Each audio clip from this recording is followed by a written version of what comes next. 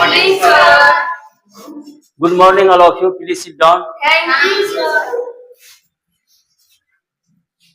तो अभी हम आप लोगों को जो बताने जा रहे हैं वो क्लास 12th में हिस्ट्री सब्जेक्ट से लिया गया है, जिसमें मेरे द्वारा इससे पहले दो वीडियो में बताई गई है, जिसमें प्राचीन इतिहास से मैं बताने का प्रयास कर रहा हूं।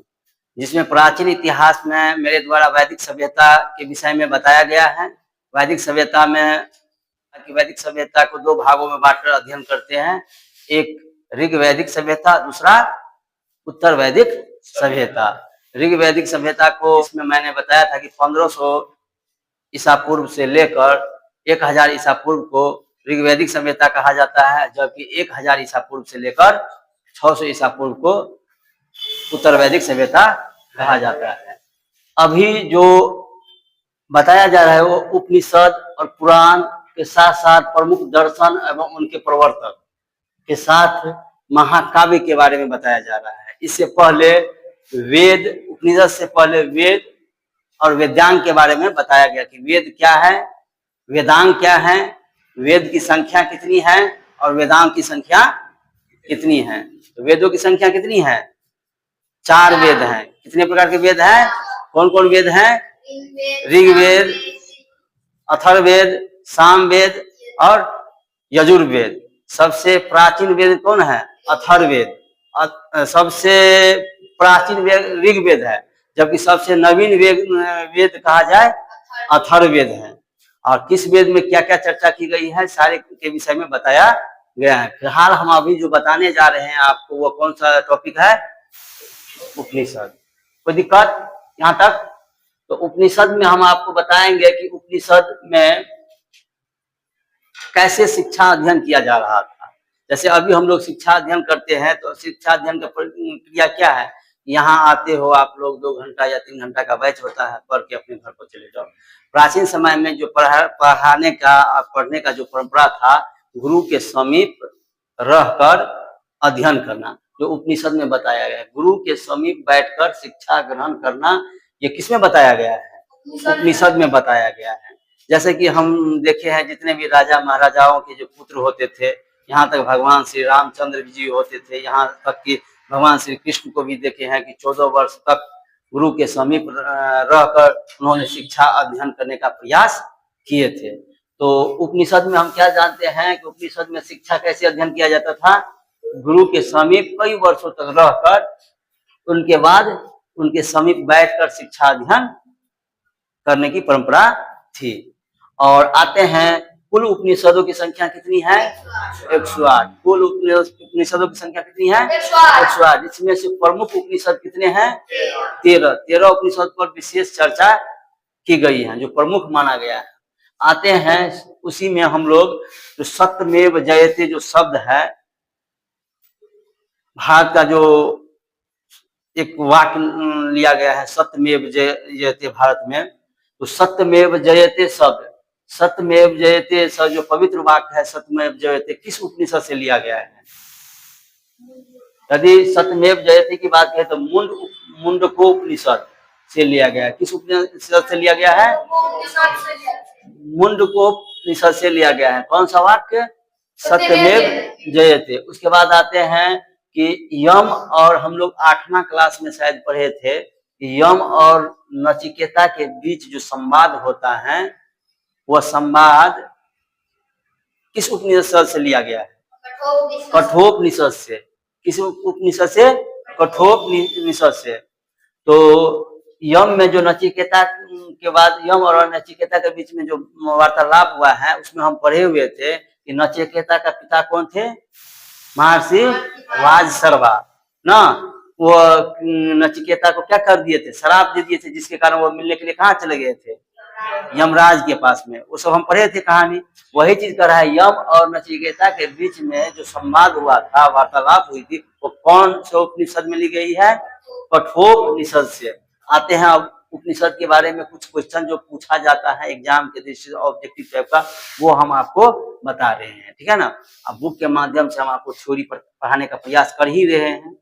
फिर इसके और यह ऑब्जेक्टिव आपको कंपटीशन के साथ साथ आपके एग्जाम के साथ साथ कंपटीशन के क्षेत्र में भी काफी महत्वपूर्ण साबित होगा।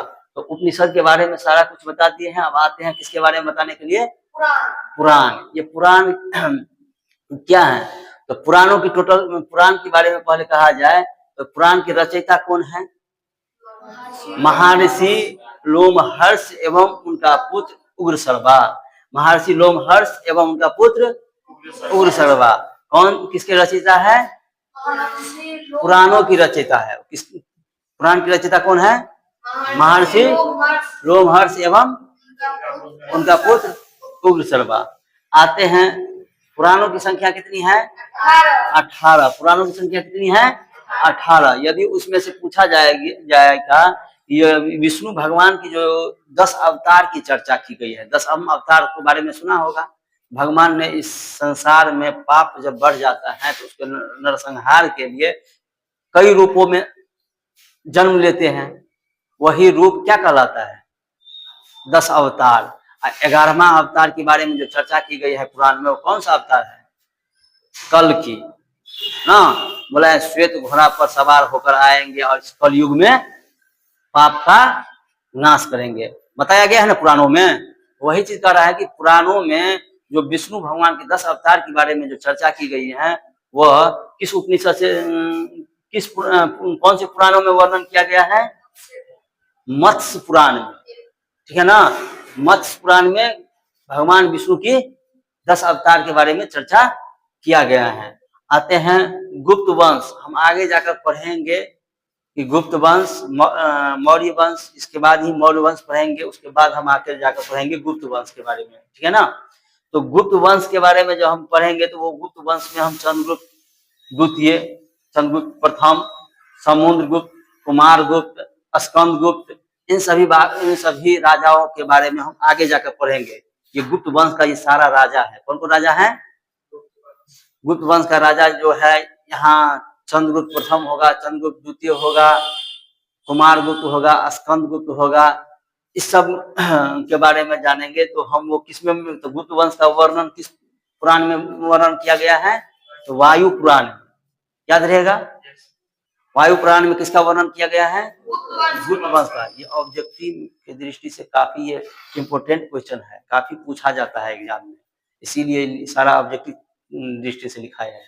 उसके बाद पूछा जाएगा वो मौर्य वंश। मौर्य वंश के बारे में जानते होंगे ना, चंद्रगुप्त मौर्य जो मौर्य वंश का संस्थापक था। इसके गुरु कौन थे, चाणक्य, जिसका नाम था, दूसरा नाम कैटिल्य या विष्णुगुप्त भी कहा जाता है। किसको हराकर ये राजगद्दी प्राप्त किए थे, धनानंद को हराकर और उसको राजगद्दी से उतारकर विष्णुगुप्त ने किसको राजगद्दी पर, सिंहासन पर बैठाने का प्रयास किए थे, तो चंद्रगुप्त मौर्य को। और चंद्रगुप्त मौर्य का ही पुत्र कौन बना, बिंबिसार। कौन बना था, बिंबिसार। और उसका पुत्र कौन बना था, अशोक। अशोक मौर्य वंश का सबसे प्रतापी और योग्य शासक के रूप में जाना गया। जितना क्षेत्रीय विस्तार अशोक के समय में हुआ था, उतना विस्तार शायद ही मौर्य वंश में किसी राजा के समय में हुआ था। और इतिहास में, प्राचीन इतिहास की बात कहा जाए तो अशोक का यदि वर्णन करने को जो देखा जाए तो काफी विशाल है। यहाँ तक आगे जाकर उन्होंने बौद्ध धर्म को अपनाए। बहुत ही इसकी, यदि इस पर जब पढ़ाएंगे तो बहुत विशाल इसमें इतिहास इसका बनेगा। फिलहाल हम आते हैं कहाँ पर, मौर्य वंश का वर्णन किस पुराण में मिलेगा, तो विष्णु पुराण में। यहाँ हमको क्या याद करना है, तो हमको याद करना है गुप्त वंश का वर्णन वायु पुराण में मिलेगा, मौर्य वंश का वर्णन विष्णु पुराण में मिलेगा, और 10वें अवतार भगवान विष्णु के 10वें अवतार के बारे में कहा जाए तो कौन सा पुराण में मिलेगा, मत्स्य पुराण में मिलेगा। पुराणों की टोटल संख्या कितनी है, 18। पुराणों की टोटल संख्या कितनी है, 18। ये कौन सा, किसका वर्णन किस पुराण में मिलेगा, ये काफी पूछा जाता है एग्जाम में। कोई दिक्कत यहाँ तक आप लोगों को समझने में, यहाँ तक कोई दिक्कत समझने में, क्या बता रहे हैं वो समझ में आ रहा है ना।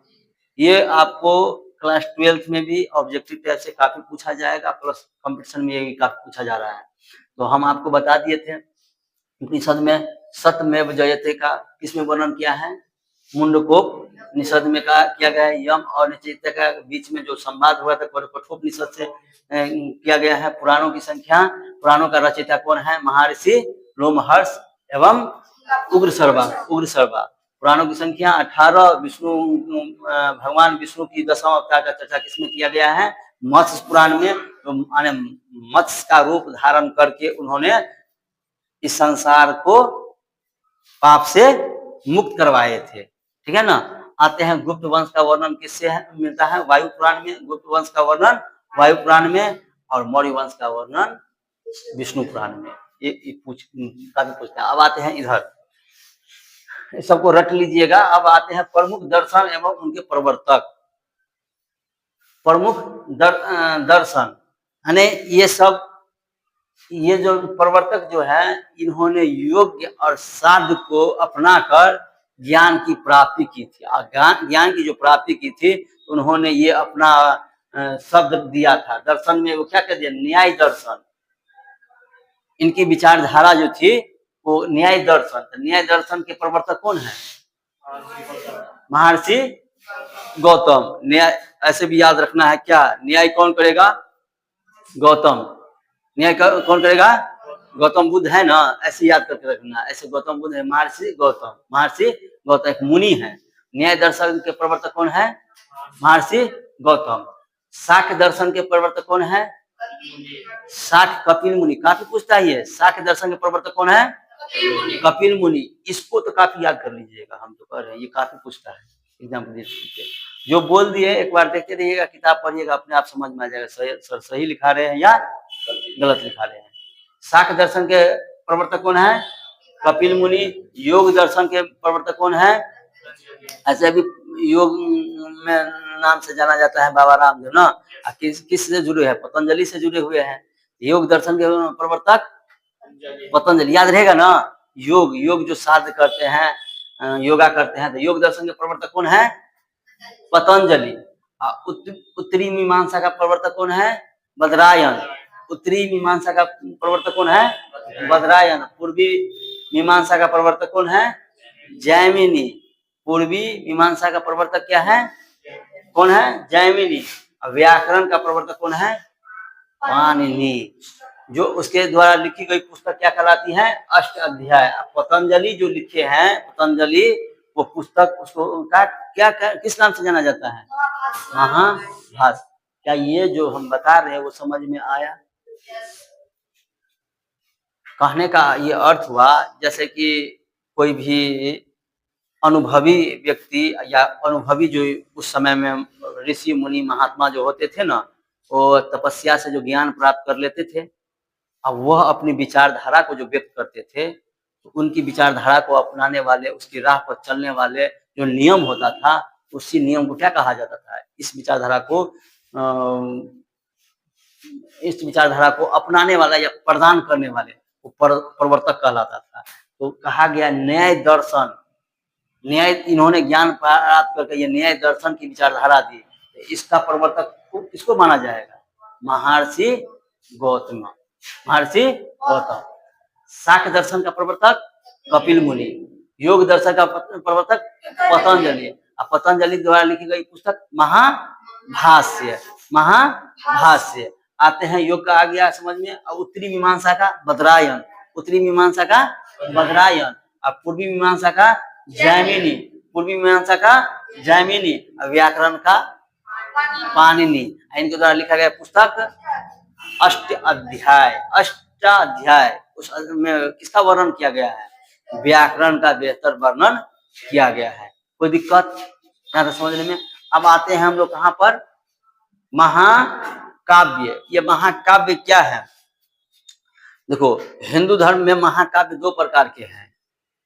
हिंदू धर्म में महाकाव्य कितने प्रकार के हैं? 2। कौन कौन? एक महाभारत और दूसरा रामायण। एक महाभारत, दूसरा हम लोग पवित्र ग्रंथ 2 को मानते हैं ना, महाभारत और दूसरा रामायण। कहीं भी कथा प्रवचन होता है तो महाभारत से क्या लिया गया है?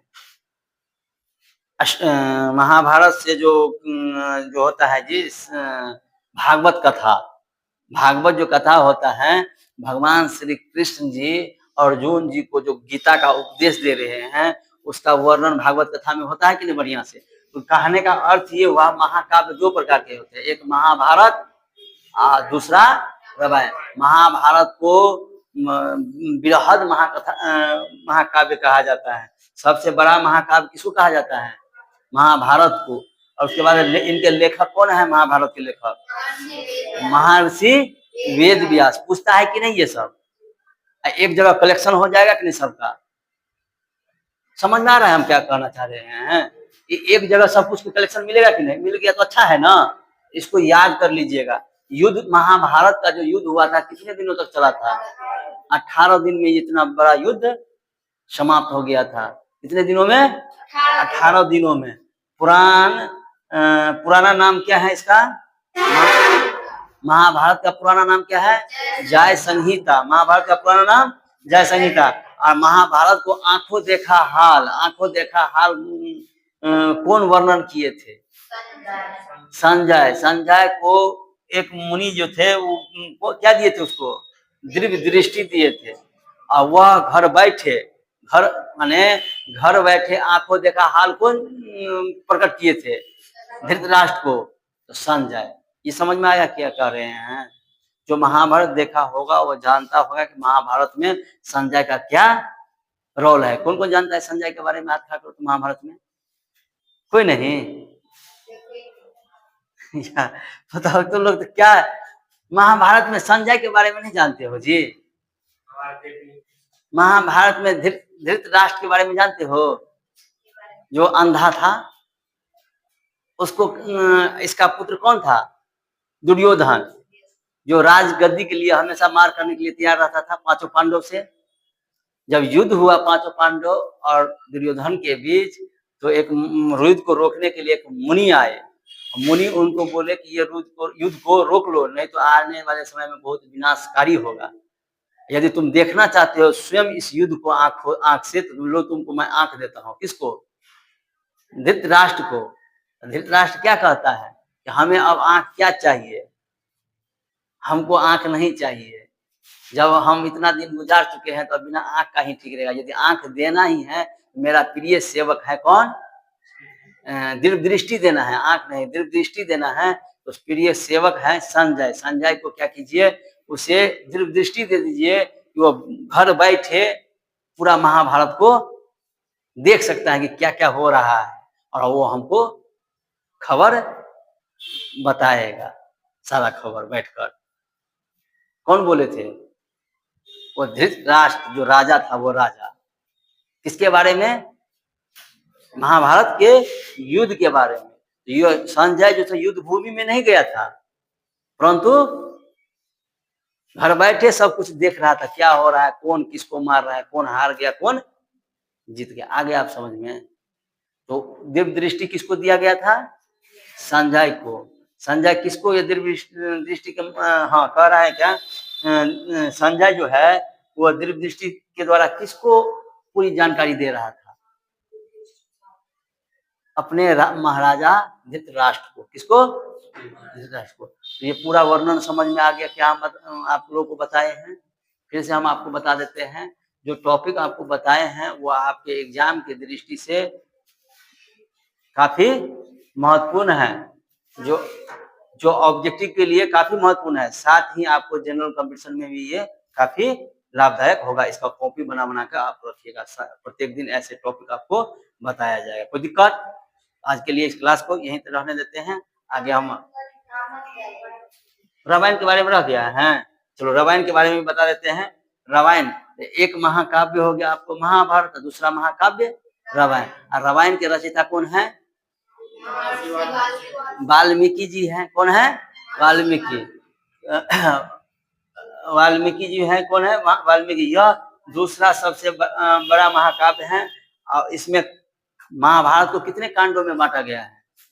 7 कांडों में बांटा गया। कांड जानते हो ना? इसको भाग में, जैसे कि रामायण को जो है, जैसे कि राम जी का जन्म हुआ तो बाल्य कांड, किष्किंधा कांड, पता है ना? और भी कांड होता है, लव कुश कांड। इसी तरह से उसको कितने भागों में बांटा है। 7 भागों में। किनको? रामायण को। कोई दिक्कत? तो महाभारत का रचयिता कौन? वेद व्यास। महाभारत का वेद व्यास, रामायण का वाल्मीकि। अब वाल्मीकि जी सारा कुछ रामायण में, रामायण होने से पहले ही लिख दिए थे। वहां समझ रही हो मेरी बातों को? वाल्मीकि जी ऐसे महात्मा थे कि रामायण होने से पहले, राम जी का जन्म होने से पहले सारा कुछ विवरण पहले लिख दिए थे कि कब होगा, कैसे होगा, लव कुश, फिर राम जी के पुत्र जो लव कुश होंगे, कैसे लव कुश होगा, सीता जी को वनवास कैसे होगी, सारा कुछ पहले ही लिख दिए थे। कौन? वाल्मीकि। जबकि वाल्मीकि का इतिहास देखा जाए तो वाल्मीकि ऐसे व्यक्ति थे, एकदम खूंखार व्यक्ति थे पहले। यदि उतना इतिहास लेकर चलेंगे तो वाल्मीकि के बारे में कहा जाए तो पहले जंगल में जो इंसान भटकते राही जाता था ना, तो उनसे सामानों को छीन लिया जाता था, सोना चांदी सब, और यदि नहीं देता तो उसको मार दिया जाता था। बताओ, ऐसा व्यक्ति जैसे अंगुलीमाल नहीं करता था, सेम वैसे ही वाल्मीकि भी करते थे, मगर ऐसा व्यक्ति एक महात्मा बन गया। किनके उपदेश से? नारद जी के उपदेश से। बहुत इसका कहानी है, छोड़ो उन कहानी को। हमको इतना जानना है कि एक बुरा व्यक्ति भी अच्छा बन सकता है यदि उसको दिशा दिखाने वाला सही मिल जाए। यहाँ हम वो बताना चाह रहे हैं, एक बुरा व्यक्ति भी अच्छा बन सकता है। कब? जब उसको सही रास्ता दिखाने वाला मिल जाए। वाल्मीकि भी वही है, जब तक उसको सही दिशा दिखाने वाला नहीं था, वह एक खूंखार डाकू था। जब उसको सही दिशा दिखाने वाले मिल गए, वो एक महान पंडित हुए जो रामायण का होने से पहले ही रच दिए। तो कौन भाषा में रचे थे वह? संस्कृत भाषा में। जबकि तुलसीदास जी जो रामायण को रचे हैं, कौन भाषा में? मगधी भाषा में। रामचरित्र मानस रचे हैं कौन? तुलसीदास जी। उसी को किस भाषा में कन्वर्ट कर दिए हैं? क्षेत्रीय भाषा